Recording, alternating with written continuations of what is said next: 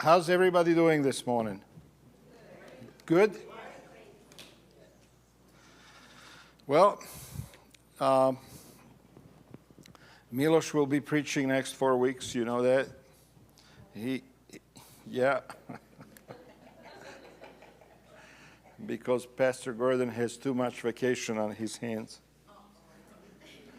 And it's either use it or lose it. One of those deals, you know. So that's what's going on there. I see Baliruna family is here, so we're going to probably do the baby dedication a little bit later, right? Later, yes. Yeah? Okay. So Milos is preaching today in our, we have one other church that the conference asked us to take care of, so he's up north with them. This is in Dacono, or Dacono, I'm not sure how it's pronounced. Dacono?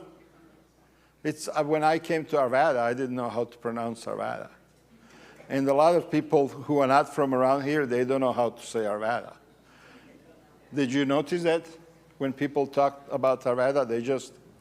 Anyways, so that's what's going on. And then when I get back, I'm going to be here for 3 or so weeks, and Milos will be there. And so that's how we are going to run things. Today, we're going to have a baby dedication after the sermon, and I want to do this message today that's I'm calling Crisis of Faith. And this is something that I put this together on the basis of what I see is going on in the world. Kim, are you with me? Barbara needs a backup camera. Yeah. So I'm calling this Crisis of Faith, and I am talking about things that I see that are going on in the world right now that I feel are going to have a major impact on people's faith and on people's religion and on how people relate to God and whether or not they even believe in God. So a lot of people can take these things and just dismiss them and say, it's too crazy, it's too conspiratorial, and, but I don't. I think it's serious stuff. So I want to share some of these things that I see that are happening right now. This next picture, I went to Roswell one time, and I went to the museum over there, and that's my picture that I took with my own phone when I was there.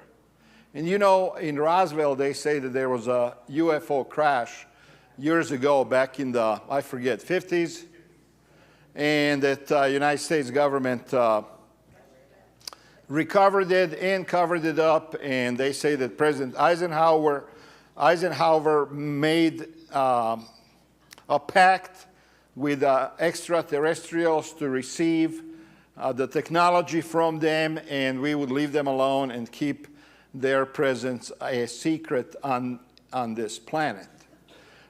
People have dismissed these stories forever, and people have said this is all nonsense and this is all stupid, and Christians, we like to say that this is also nonsense, and those Christians who do accept that there is something there, they will say this is demonic and they're demons.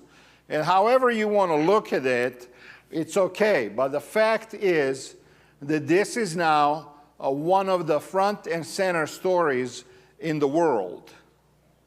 And when you have people from Congress and Senate come up and say that they were briefed by CIA and by the Department of Defense and by NASA and by government, and that there is definitely something out there.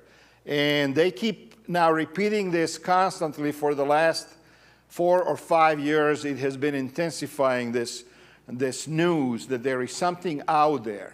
And I tell you, and I told you this before, most churches dismiss this, don't even want to talk about this stuff. They just dismiss it, and they are still living, I think, like an ostrich, their head in the sand, and they don't want to know about any of this stuff. It's just not real, and we shouldn't even worry about it. The reason we should worry about it is because something is definitely going on with this whole movement, and there are people who believe it and who see it as real, and there is whole communities of people out there on the internet, on different social media, who are following this. And every day, if you follow this, and I follow this, every day there is something new. When I come back from my vacation, I'm going to do a whole series on this. And what I'm thinking is we just don't have enough time to do everything on Sabbath mornings. So we'll probably do what Linda want us to do and do a Wednesday night, where we can do a whole series on all of this stuff. But this is serious because it challenges the Bible. It challenges the creation story. It challenges the faith. It challenges the religion. It challenges Christianity, Islam, Judaism, not so much Hinduism, but it challenges these three religions that come from Abraham: Islam, Christianity, and Judaism. It challenges everything. And what they are saying, I'm reading a lot of these researchers who say, well, why is it that the government is not revealing everything to us at this point? And the answer is very interesting and profound. The answer is that because it is going to create what they call an ontological shock on the whole planet. What does that mean? It means the shock, basically, that there is no God.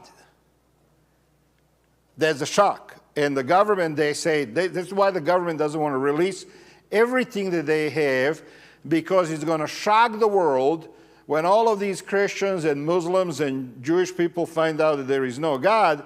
What are they going to do? Their whole world is going to collapse. You could have a major uprising. You could have, who knows what, the collapse of the total societies.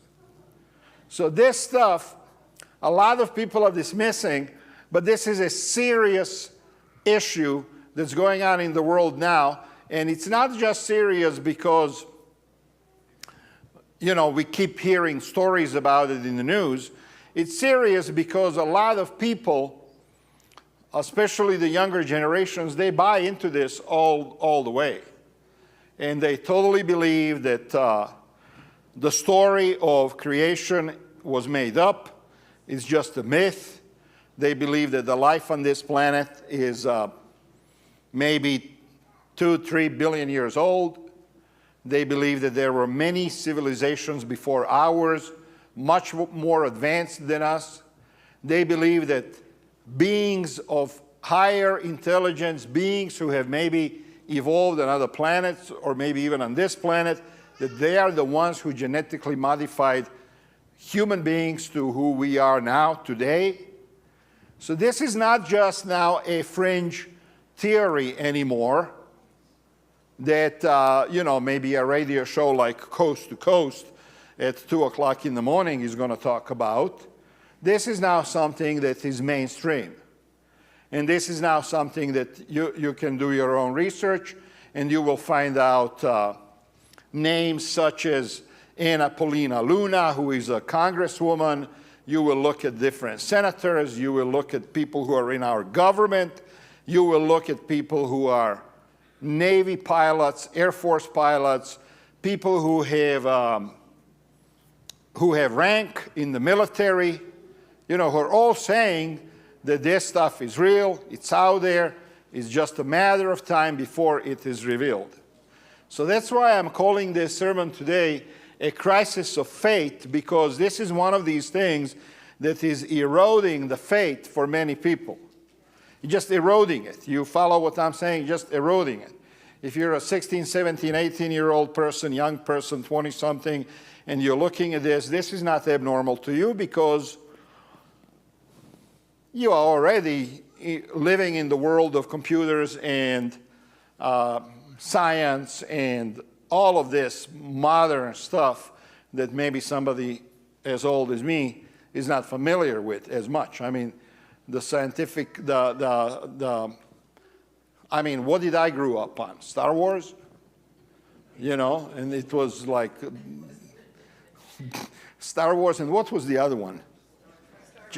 Star Trek. Yeah, you know, this is what us older people grew up on. And we don't understand any of this stuff. We just think that this is all stupid, you know. But the younger people, they don't. They look at this and they say, well, this is now more scientific than what we taught, and they are getting into this, and it is eroding the faith in Christianity. And this is one of the reasons why you see empty chairs and pews in many churches. And this is going to become even a bigger reason as the time goes by and as they put out more and more of these stories. That's number one. Number two, I'm going to read to you on the next slide. You see the title. It says Archaeology. University of Tel Aviv Archaeology Department has a number of Jewish Israeli scholars, archaeologists and historians who are very famous and who have a lot of credibility in the world of education and science and history and archaeology. People who do research, people who do digs in these ancient sites like the city of Jericho, people who write books and scientific papers and who are highly regarded in the scientific world. So a lot of these people have been doing research in Israel, trying to find out whether the historical narrative that we find in the Bible is accurate, in the Old Testament, is accurate. And as you know, we have now this huge problem in Israel, in Gaza, where the Zionist Israelis are claiming that that whole land belongs to them. God gave it to them thousands of years ago to Abraham, and they are now coming back to claim it, and blah, blah, blah. It just, you know, goes on. They have their own version of why they should own that land, but it is based on this biblical Old Testament narrative, that they were there and they conquered the land and it belongs to them. At the same time, in Israel, in the same nation, in Israel, in Tel Aviv, University of Tel Aviv, you have these highly regarded archaeologists and scientists and historians, all PhDs, who are doing digs all over Israel, and they are putting out a completely different story about the biblical narrative. Again, this is something that you're not going to hear in most pastors will stay away from these topics as much as they can. They are not even going to mention any of these topics because they don't know how to deal with it. They do not understand how to approach these topics, and they see them as threatening our faith and our relationship with God and the Bible and all of that stuff. So, for example, this one professor, his name is Zev Herzog. This is what he wrote. He wrote several books, but he's one of these guys, and he says, following 70 years of intensive excavations in the land of Israel, archaeologists have found out, now look at this, that the Israelites did not sojourn in Egypt or make an exodus. They did not conquer the land. Neither is there any mention of the empire of David and Solomon. So these guys, they're digging. They're looking for clues. They're looking for documents. They're looking for paperwork. They're looking for proof. They're looking for receipts that everything that is in the Old Testament, that it is true. And this is what they are saying. There is no mention anywhere in the ancient, other than the Old Testament. If you look at any other books or historical documents, there is no mention of the empire of David and Solomon, nor of the source of belief in the God of Israel. So these archaeologists, they are saying that people who lived there in the land of Palestine, there is no mention of David or Solomon, and there is no mention of the fact that they believed in the God of Israel. And then he says, this guy, these facts have been known for years. But Israel is a stubborn people, and nobody wants to hear about it. So, I went and I have all of these books that these people wrote. And basically they're saying that the Old Testament Bible was put together 7 centuries before Jesus Christ by 1 or 2 writers that came together to create something that would be the basis for the Israeli or Hebrew nation. That it was not written by Moses or anybody else that we usually say it was written by. Nobody in Israel people of Israel do not want to accept any of these findings or discoveries or teachings because then it would undermine the claim that they have to that land. So this is just going, nobody is talking about it other than the people in these scientific communities. However, this stuff now is becoming more and more mainstream, to where you have now, especially provoked by this war in Gaza, or I call it genocide, it's not even a war, in Gaza. Provoked by this, there are now people, many more people, who are beginning to be interested in the history of Israel, and they're looking at this, and they're posting this stuff all over the internet, and you have this whole movement which says, oh, Bible is not true, the Old Testament is not true, Israelis, they're just lying, and they just want to steal all of that land. And this is now, these findings are undermining the whole story of the Bible.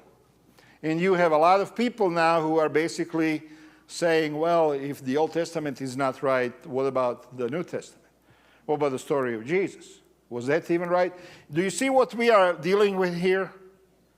On one hand, you have the whole movement that is telling people about the extraterrestrials or non-human intelligence creating the humanity. And then, on the other hand, you have this whole field of archaeology, which is undermining the basic truths of the Bible that we believe in, right? And then, as a result, you have more and more people pulling away from Christianity. So this is how I look at things. I told you I'm putting this together in my own mind. I didn't go to ChatGPT to put this together. I'm doing this so that, I'm looking at what I see. Another thing that I see now that's happening, reason number 3, why there is crisis of faith, not just, and I don't want to just say, oh, young people are not believing in God. A lot of people are not believing in God anymore. But there is another reason why people are having a crisis of faith, and this is because of what the evangelical movement in America is doing. And basically what they are doing, they're promoting violence. You have churches on Sunday morning where a preacher will stand up and he will not only condone, but will encourage the violence against the Palestinians, because evangelicals believe that once Israel destroys the famous mosque, Dome of the Rock, and once they rebuild the temple, then the Messiah is going to come. And obviously evangelicals believe that that Messiah is going to be Jesus. Jews believe that that Messiah is going to be somebody else other than Jesus. But in the meantime, they are together on this issue. So you have a lot of these preachers preaching literally violence from the pulpit, which in turn is having a negative effect on a lot of people who are listening to this, and they're saying, I'm sorry, this is not the message of Jesus. I don't want anything to do with Christianity. So I have a clip of one of these preachers talking about Israel and so on, and then after that, I have a clip of another preacher who is condemning what the first preacher was just talking about. So let's see if we can show the first clip, Peron, with the sound. Israel should make the Gaza Strip a parking lot by this time next week. Let's destroy the whole thing. and anybody that's going to support this Hamas nonsense. Listen, Joe Biden ought to be tried for treason. You understand that? Now, I get it. Obama's the real president behind him anyhow, and so he's the one that ought to be tried for treason. So I hope Netanyahu's the leader. He just mows the whole thing down by this time next week. If you think all this open border stuff is not an opportunity for a bunch of Hamas sleeper cells to come to this nation right now and start killing innocent men, women, and children, you have lost your mind. I'm sick of all these Christians saying we ought to have peace with Islam. Islam is a satanic death cult, and they would cut your head off before I said amen in this sermon if they had a chance to. The Muslim religion hates Jewish people to the core of who they are. What they ought to do is evacuate up there on the hill and get a great big missile and blow that wicked dome of the rock plumb off of the spot where it's standing right now, so we can get that third temple rebuilt and usher in the coming of Jesus. That video of that woman that survived the Holocaust in a wheelchair, they snatched her up, kidnapped a Holocaust survivor by somebody with American dollars in their pocket. From a corrupt government that should have been smoked out months ago when they stole the election to begin with. Yes, I said it. Okay, before you go to the next video, this is not an isolated instance. This is one of the crazier guys out there. But this is happening all over the country, in a lot of churches where you have pastors coming up and preaching a total destruction of this one group of people so that this other group of people can create their own kingdom and so on. And the effect on the audience, the effect on the Americans, especially on the younger ones, is exactly the opposite of what he was hoping for, which is basically they're saying, I don't want nothing to do with this. If this is what Christianity is about, if this is what Jesus is about, I don't want anything to do with this. So there is this one other pastor who talks about it, and I don't know what happened to our TVs. Did they just die? If you're still supporting Israel in the year 2025, there's something seriously wrong with you as a person. You do not have a normal, healthy sense of empathy and morality. It's 2025. Israeli soldiers are telling the Israeli press that they're being ordered to massacre starving children trying to obtain food from aid centers. People by the thousands are leaving evangelical churches. More than any time in our nation's history. And a lot of it, if not most of it, has to do with they are sick and tired of their evangelical pastors and churches supporting genocide against the Palestinian people. They're sick of it. Jesus said the peacemakers are blessed. Not the people who support Israel.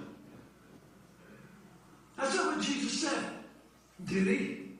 I dare you to find one verse of scripture where Jesus said, bless Israel and you'll be blessed. Jesus said, blessed are the peacemakers, for they shall be called the children of God. Okay, so what we have here, this is not just the issue of Israel, Gaza, Palestine. This is the issue where the evangelical church, Christian church, evangelical church in America represents all of Christianity. So this is the case where they openly support violence. They openly support genocide. They openly support murder. And I told you this last week, and I'm going to tell you this again. If you watch regular news, you don't know what's going on in this world. Because regular news, I said before, they're not necessarily going to lie to you, although they will many times. But what they will do, what they are experts at, is they will not show you the whole story. They will not really show you what's going on in Palestine. They will not show you what's going on in Gaza. They will just, show you selectively what they want you to see. So you have to go into your own research into sites like Rumble or different Substack sites on the internet where you're finding your own information, your own pictures, your own videos of what's going on the ground. Most Americans don't know. They don't realize what's going on in this world, except for the younger generation. Why? Because the younger generation is super present on social media. They are on TikTok, they are on Twitter, they are on YouTube, they are on Instagram, and they are watching and they are seeing the reality of what's going on in this world. And then they listen to a pastor who says, it's okay to kill, it's okay to murder because this is going to usher the kingdom and Jesus and so on. And these young people are basically saying, I don't want nothing to do with this. So when you talking about the crisis of faith, you have the violence, you have this whole we are not created by God story. You have all of these things coming together and pushing people away from religion, pushing people away from Jesus. This is what's going on in this world today, and this is why even in the Christian churches, you have a lot of people who are doubting, who are looking at all of this and who are saying, where is God?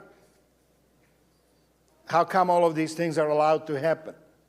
How come we have all of this violence and anger and murder and wars, and it's all okay? And we live now in 2025, we live in a world, in a society where violence is okay. On a state level, we're about to invade another country in South America. I don't know how many of you know that. But a whole bunch of American warships is off of the coast of Venezuela, saying they're over there to fight a drug war, which is all, how government always tells us what they're doing. But we are getting ready for another war, and another war with Iran, and another war with Russia, and on and on and on and on it goes. They have their own agenda. These are the things that drive people away from religion. So the result of these events that are taking place in the world, one of the results is, on the next slide, you will see secularism and religious disengagement. A growing number of people now, because of all of this, they identify as nones or no religious affiliation, especially in developed countries. So if you're talking about Europe, hardly anybody goes to church in Europe anymore. When I was in England as a student in 1980s, we traveled through Europe a little bit, and every Sabbath we went to church in France, in Paris, in different countries of Europe. And I tell you, even back then, you could see that the white people were leaving the church. And the people who were in the churches were people from Africa, people from the islands, people from South America, people from other countries that still had their faith. But the majority of the white people were already gone. Today, if you go to Europe, there is hardly any Europeans, white Europeans, who go to church. And attendance is dropping tremendously. People are leaving. They're disengaging. This trend is driven by skepticism toward organized religion, moral relativism, and emphasis on individual autonomy. So you have moral relativism. It says basically you believe what you want to believe. You live your own truth. You choose how you're going to live your life. You choose your own ethics. The belief that truth and morality are subjective, personal, and socially constructed rather than absolute. If you're a Christian, you believe that there is an absolute truth. You believe that God gave his 10 commandments. You believe that you cannot deviate from those if you're a Christian. But as a result of people leaving Christianity and moving away from this, they are getting to this situation where they begin to create their own morality, their own righteousness, their own, they are choosing to replace the law of God, the ethics of God, the morality of God with their own truth. And this is why you hear so many people say, oh, just live your own truth, whatever that means, live your own truth. Basically, it means you don't have to worry about anything that's in the Bible. That's what that means. Slide 12, rise of self-centered spirituality, individualism over institution, people adopting a New Age beliefs, self-help psychology, while rejecting formal doctrine and accountability to a faith community. You look at what's on this screen and you know that this is true, right? If you read this, you know that this is what's happening. People are adopting New Age beliefs, self-help psychology. Now, if you're talking about AI today, ChatGPT and all of the AI, what is it used the most for? For self-help psychology. That's what it is used for. In other words, people feel in this age they don't need to go to God or to church for answers. You follow? And these trends are accelerating. They're not slowing down, they're accelerating. And as the older generations pass away, who's going to be in the church? You have baby boomers, which is my generation, and I'm one of the younger ones. But that generation, you have 70 million Americans who are in that generation. They're slowly disappearing from the scene because they are dying, they are not active anymore, whatever. And then on the other end, you have 70 million young people, 15, 16, 17 years old, who are coming into the American society with their own beliefs, and the whole system is shifting. I believe that within a few years, most churches in America are going to be empty, including Seventh-day Adventist churches. I believe that. Because of everything that's going on. And nobody's ready for this. Nobody's planning for this. Nobody's talking about this. Why? Because nobody knows how to deal with this. Nobody knows what to make of it. Nobody, as Seventh-day Adventists, we have our traditions, and we have our teachings, and we have our Bible studies, and we are very competent when it comes arguing with Catholics about Bible only, for example. We are very competent when it comes to that, right? We know how to argue against the idea of having the Pope or the priest who represents us before God, and we can argue about the second coming of Jesus, and we can argue about, we can argue with Mormons, and we can argue with Jehovah's Witnesses, and we can argue with other Protestants about the Sabbath day, and we can show them why the Sabbath is still, considered by God as a must. You have to obey that commandment. The Seventh-day Adventists, we know how to do all of these things. We know how to argue, and we know how to even win those arguments. But when somebody comes to you and says that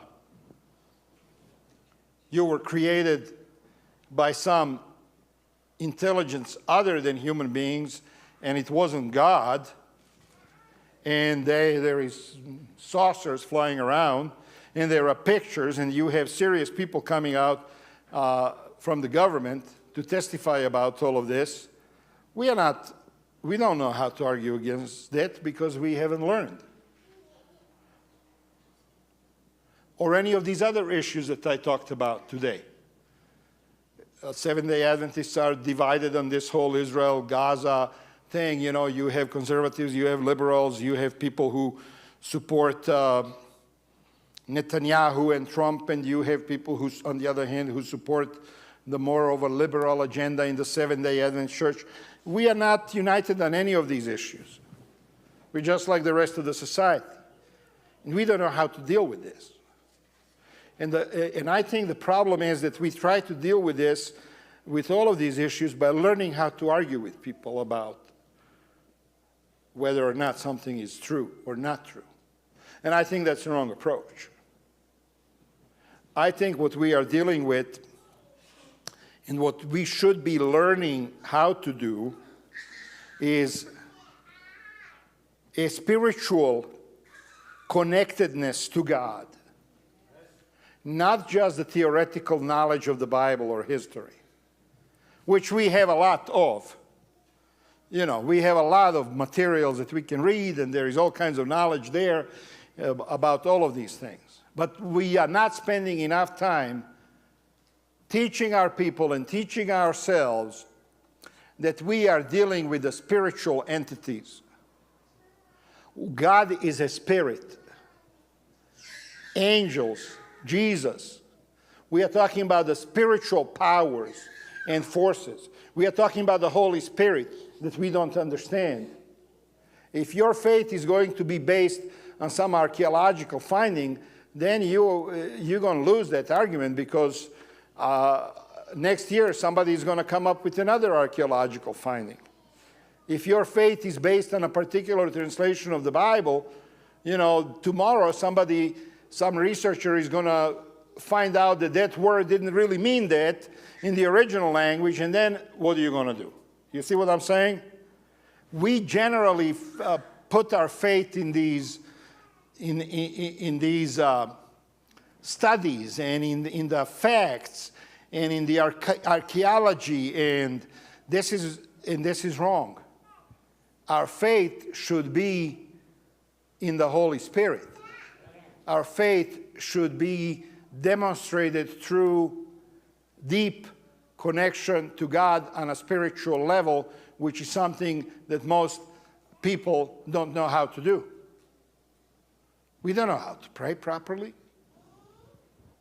We don't know how to talk to God. We don't know how to go to our knees and open our hearts to God so that we receive the wisdom and the truth from Him. So what I believe is that the world is being deceived, and it is going to be deceived even more. The world is going to be deceived so much that majority of the world is going to go astray and walk away from God.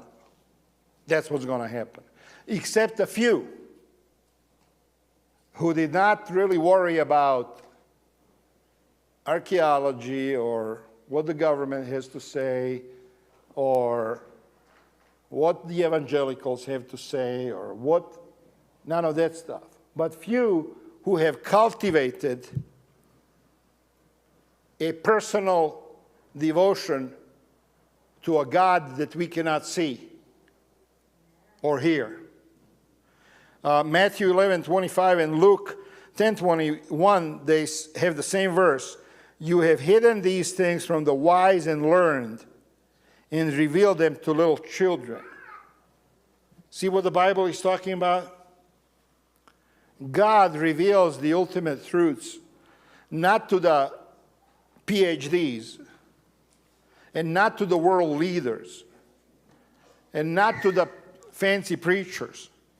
He reveals them to people who are humble and who have the attitude and the spirit of a little child.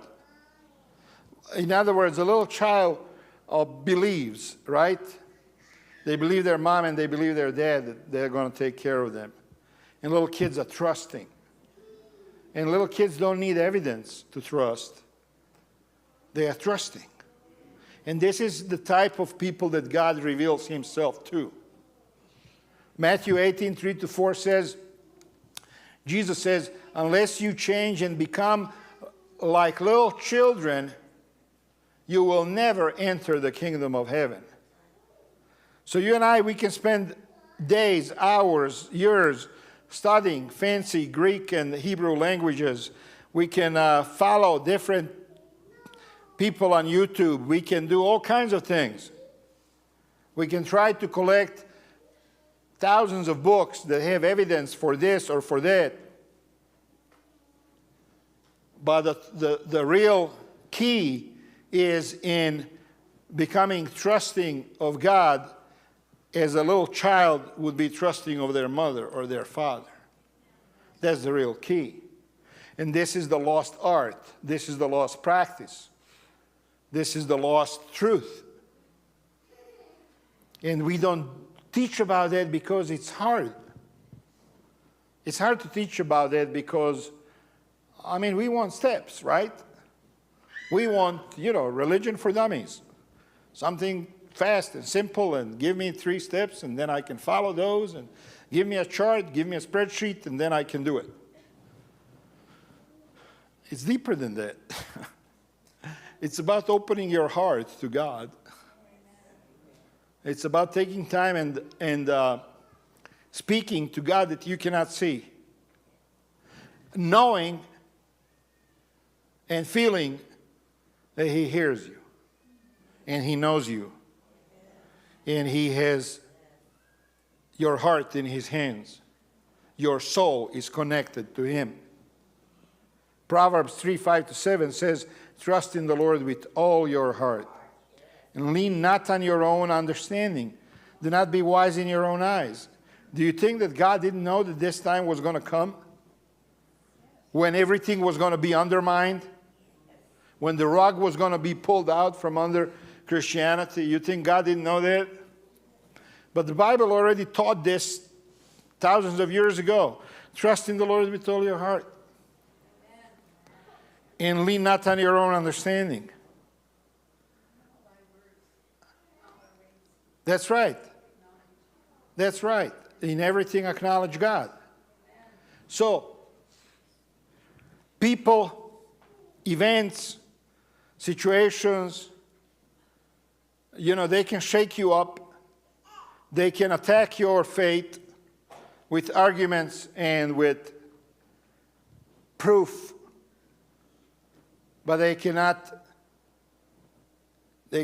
touch your connection to God if you develop it, nurture it, cherish it, practice it, use it every single day. Nobody can take that away from you. And they can come at us with all kinds of arguments. Sound smart, sound legitimate, sound real. But you and I, we know deep in our hearts that behind everything there is a God who created everything and who is above everything and who looks at everything and knows everything. And we know this because we feel it in our heart that we are connected to Him. We speak a message of wisdom among the mature. No eye has seen, nor ear has heard, no human mind has conceived the things God has prepared for those who love Him. These are the things God has revealed to us. How? By His Spirit. My friends, there is, the book of Solomon says there is no end to learning. There is no end to writing books. There is no end to reading books. We never, I just about almost stopped reading books. And Jasmina asked me one time, how come you don't read books anymore? Like when we first met you, you were reading books all the time. And my answer was, every time I find a new book and I open it and I start reading it, I find out that this was already written before. There is nothing new in it. I've already seen these arguments. Now somebody is just doing it from a little bit of a different perspective. So I have lost my interest. I want to, give me something new. And the Bible says there is nothing new under the sun.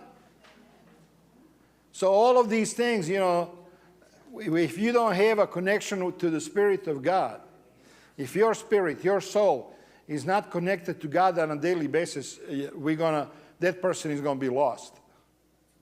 Because they're going to be swept away by the arguments and by the proofs that this world has that God is not real. And this is where this Satan is taking this whole thing. God is not real. You don't need to believe all of that. That's all nonsense. That's where this is all going. But the salvation is going to be not in the fact of whether or not somebody found the Ark of the Covenant or the Ark, Noah's Ark on some mountain. You know, we are always looking for these things. Oh, they found a Noah's Ark, and this is the proof. No, it's not proof. None of that stuff is proof. The proof is here. I've got to be careful how I tap it because the microphone is there. The proof is here. The proof is in your heart connecting to God's heart, your soul connecting to God's soul. That's where the proof is. It's undeniable that nobody can take away from you. And nobody can challenge, no doctrine, no theory can challenge it. Well, you're the one who has to practice it. 1 Corinthians 1:18-21 says, "For the messages of the cross is foolishness to those who are perishing." And this describes the world today. The world today looks at the cross, looks at the Jesus, and to them this is foolishness. Christians are foolish. All religions are foolish because, look at all of the evidence against Christianity. But for the message of cross is foolishness to whom? To those who are perishing, but to us who are being saved, it is the power of God. Because, God will reveal himself to you if you're honestly seeking him. That's what the Bible teaches. If you're honestly seeking God, that's when he will reveal himself to you. Jesus says, knock and the door will be open. If you're not honestly seeking God, then he may hold on revealing himself to you. For since in the wisdom of God, the world through its wisdom did not know him, God was pleased through the foolishness of what was preached to save those who believe. So in the end, you and I are going to be called foolish. Why? Because we believe. We believe in spite of all kinds of human evidence against it. We believe. But those are the people that are going to be saved in the end. And I think personally that we are going to see some crazy events in this world. And I believe also that when the time comes and God reveals himself, that so many billions of people are going to feel foolish because they rejected, they laughed, they thought it was funny. And only a few stubborn ones, the ones who really dedicate themselves to spiritual practices of prayer and study and fasting, those are the ones that are going to receive the reward.